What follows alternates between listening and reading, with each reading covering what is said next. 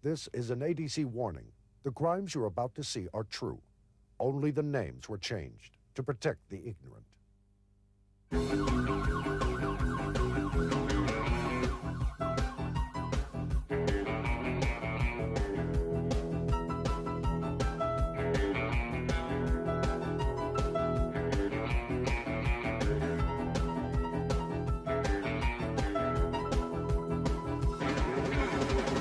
Tonight, on America's Dumbest Criminals, you'll see a social climber who's falling fast, a cat's stolen whiskers, and a major incident with a miniature reenactment.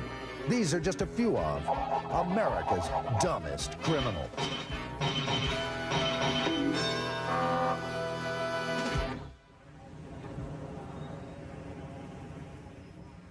Hi, and welcome to the show. I'm Daniel Butler. We've got a lineup of clumsy crooks, funny felons, and ridiculous robbers. In short, we've got America's Dumbest Criminals. And here's the first one.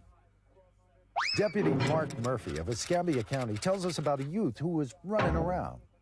Well, morning day shift, my lieutenant called me by radio and asked me to check out some suspicious vehicles in this known area for stolen vehicles.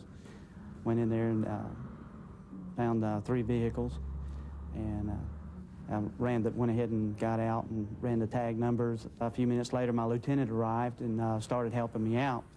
We got the juveniles out of the vehicles and lined them up against my cruiser.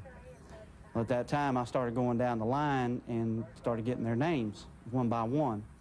And I got to this last guy, and I started to get his name. He takes off running. Well, immediately I just throw my pen and paper up in the air and take off after him. And as we hit the edge of the wood line, as I got into the woods, I fell down because of a lot of briars. I fell down, and I first thought he was going to get away. I look up, and he falls down. So I jump back up and start running. Well, then I fell down again. Well, I looked up, he falls down again. Well, I jumped back up after him. Well, then I started high-stepping so I could get over the briars. We didn't take 15 steps, and we was back into the clearing, just where we almost started from. I mean, just a complete circle, just like a rabbit runs. Absolute proof that many dumb criminals tend to run in the same circle of friends. In San Francisco, it is against the law to wash your car with your underwear. However, it is legal to buff your wax to a high-gloss sheen with a gold lame bikini. And now, actual footage of a case we call Drive-In Diamonds. Police were called to an unusual jewelry store heist. What was unusual was the mode of entry. The dumb criminal drove right in. He was picked up 3 blocks away with some telltale car damage, glass, and diamonds in the car. A few years back, on one of his first nights as a policeman, rookie Norman Chapman was forced to arrest a man who was too drunk to get where he was going and too gone to get away. Here's the social climber. I was fairly new on the police department, and I was working an undercover assignment. And then I saw this guy come walking down the street. You know, he just walking, all of a sudden he does one of these things. And this fenced-in construction yard, something caught his eye. So I said, I'm gonna wait till he gets in the construction yard, and I'm gonna make my first arrest for burglary, all by myself. Well, he was drunk, see? So he goes over and he tries to climb the gate, and the gate's wobbling. So he gets about 2 foot up the first time, and he falls down. He gets up, and he gets about 3/4 of the way up the third time, and he falls off the gate.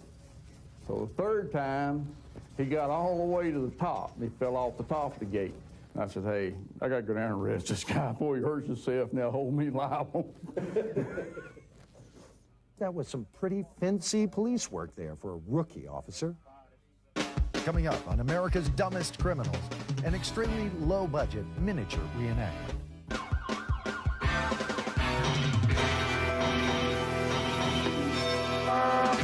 For the criminal, the last person they want to see is a cop.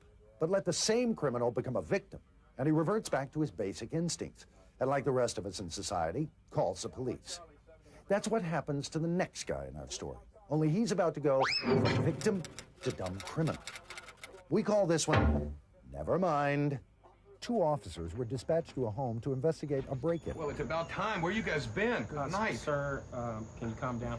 We got a report that there was a robber here this evening. Well, yeah. I mean, I called 10 minutes ago. My God. Everything has been stolen out of my home. Calm down. What happened? I come home from work just a moment ago. My back door's been kicked in, and all my stuff is missing. Everything's gone. The drawers have been pulled out of my bedroom. My wife's jewelry is missing. My CD player, all of my CDs, my cassette, VCR, my computer terminal, my bag of dope, my dope? Well, sir, no. Do you know narcotics are illegal in this state? Well, yeah. Of course they are. Sure. Certainly. So what are you saying, sir? Well, Are you saying that you had narcotics in your home? No. No, what I'm basically saying is, thank you. Thank you. Thank you, and never mind. Have a good night, okay? Thank you. Without the narcotics, the officers could not charge the man. You saw it here first. The man called the police to report that someone had stolen his stash of marijuana. Look no further, folks. There's the missing link on the chain gang, right there. In 1994, 96% of the national prison population was serving sentences of longer than 1 year. But 97% of them had mastered the yo-yo in that first year. Now, a case that involves 2 different types of stolen vehicles with the same type of driver. I ran up on a Camaro and a guy on a motorcycle, and they were trailing one another. And I knew both of these individuals because they stolen cars and what have you before. I knew neither one of them owned a vehicle. So I turned my police vehicle around and went behind them, and they took off and tried to attempt to elude me. So the guy on the motorcycle wound up falling on the motorcycle. You all right? Yeah. All right, come on, let's get you up. Where's your friend at in the Camaro at? Huh? Where's your friend in the Camaro? I'm all right. Where's your friend in the Camaro? I don't know what you're talking about. Camaro, I saw you riding. Where's your friend at? I don't know about no Come on, see if you Camaro. can walk back here. I knew that his friend didn't own a Camaro. So he said he didn't know where his friend was going. I proceeded to go where I thought the guy may have went in the Camaro. So as I proceeded to go where I thought he went, all of a sudden, this guy come walking back toward me. And I was like, no, that's dumb. Now, he didn't think I realized that was him in the in that Camaro. So anyway, I wound up putting him in the police car, and I asked him where was the Camaro. And he went on to say, what Camaro? I don't know nothing about no Camaro. I said, well, why are you coming back this way? I was just walking from over my sister's house. So I said, okay, fine. So I continued to drive around the block looking for this car. And I guess after riding 5 minutes, I found the Camaro. And I said, remember you said you didn't have no Camaro? What is this? Well, you know, wouldn't you try to get away also? Man, you was so dumb. Why would you even come back? Well, I wanted to see that y'all catch my friend. Both men were arrested and charged with grand theft auto. Now, actual footage of a case we call the cat's Meow. This is a famous cat sculpture that was on display in the Fort Lauderdale Art Museum.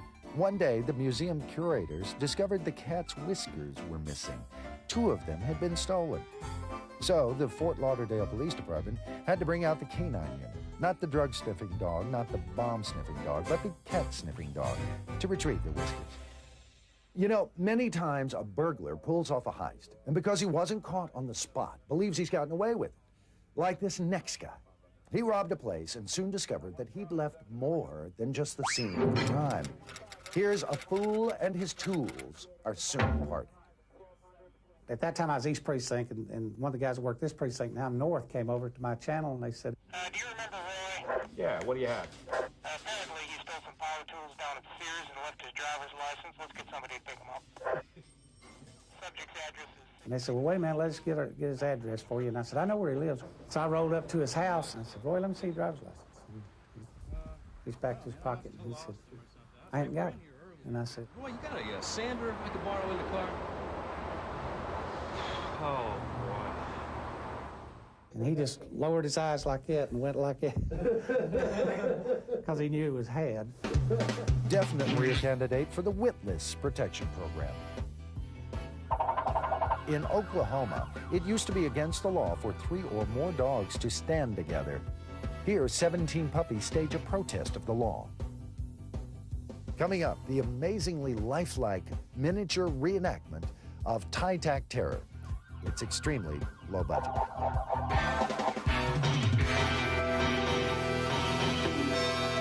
Next up, we've got some muggers for you to laugh at. They rob a couple on a walk, then find themselves unable to run. David Jones of the Wilton Manor Police Department tells us why. We responded to a strong-arm robbery which just occurred, which is an attack by someone forcibly to steal from somebody else. And we got a general brief description of who we were looking for. And just as we were arriving into the area, we see the car, we see the guys, and we cut them all off right there. And the guys were like amazed at how could anybody get there that fast when turns out they robbed the people in the back parking lot. And by the time they got around to the front, got in their car and started leaving, there we were. When we had to tell them was they parked in the front parking lot of our police station. So there was like no way to get away. I see the big letters of police building. I mean, how could you not see it? That's where they were pulled in. They looked both ways right in front of the police. Sure, they were really dumb, but nice hat. ABC quiz number 808. In Tennessee, there once was a law that said if a woman was driving, her husband had to walk ahead of her waving A, an insurance policy, B, a red flag, or C, a white flag of surrender. The correct answer was B, a red flag. If she'd had more than 5 accidents, though, she also had to be accompanied by a brass band. Now, actual footage of a very difficult way to wash your car. 2 teenagers stole a car. The police spotted them and gave chase. In the high-speed chase that ensued, the 2 teenagers lost control and ran their car into a motel laundry. The kids were not seriously injured, but they were obviously confused about how you launder stolen goods, and the police immediately hung them out to dry for creating the drive-through laundry. Now, a case where the criminal calls a very wrong number. At the time, my job was to contact people and, try to buy or sell drugs in an undercover capacity. Well, this time, I had been in contact with this guy who was looking to buy some crack cocaine. So I was posing as a seller of crack cocaine for this guy. He contacted me a couple times. I had some drinks with him. He was trying to buy a certain amount, and we were trying to argue on how much he was going to buy. Well, during our contacts, I would call him. Well, on one occasion, we were nearing the time where I would sell the crack cocaine to him. So I gave him my pager number, and he was to call me whenever he was ready to buy the cocaine. Well, the pager numbers at our police department, they're all in a row. So my number was right next to the number, which is a SWAT call-out number. So whenever you dial this number, every SWAT member of the police department gets the page. Well, this guy had written the number down incorrectly that I gave him and had inadvertently wrote down the SWAT call-out number.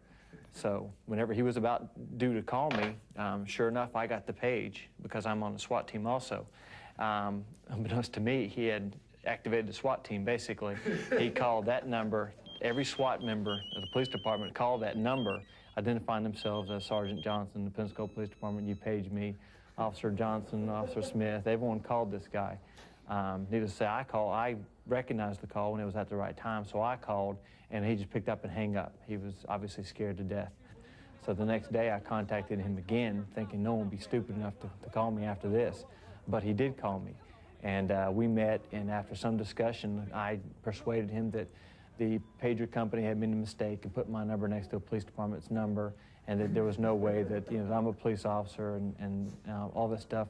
So we ended up selling crack cocaine to him. We ended up arresting the guy, and come to find out he was a law school graduate. What can you say? It was his call. Now, we take you inside the courtroom for trial and error. Let's hear how a robber ran into a convenience store and let the clerk's fingers do the walking. Now, Mr. Reed, what did you do when the defendant ran into the store demanding money and threatening your life? Well, I reminded him, like on television, a condemned man always get one last phone call. And what did he say to that? He said, okay. And what did you do? I called the police, and they arrested him.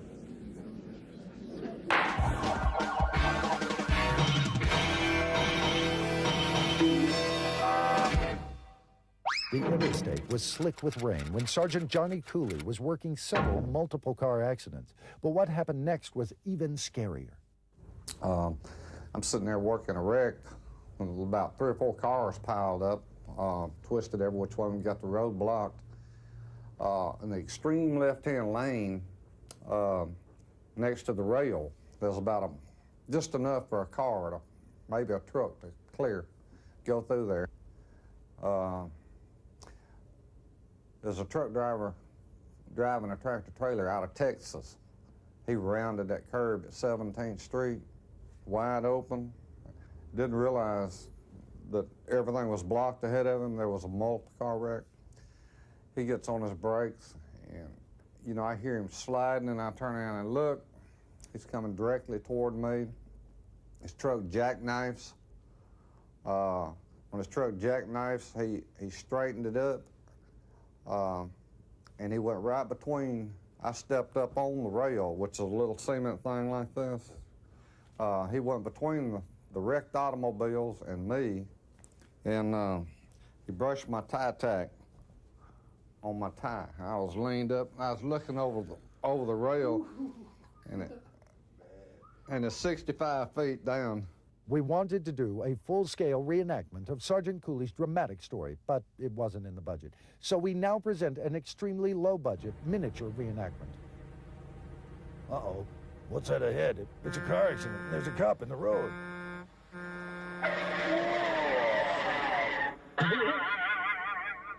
He made it through there, but then when he straightened up, then he hit his brakes again because the road is completely blocked up here with another wreck.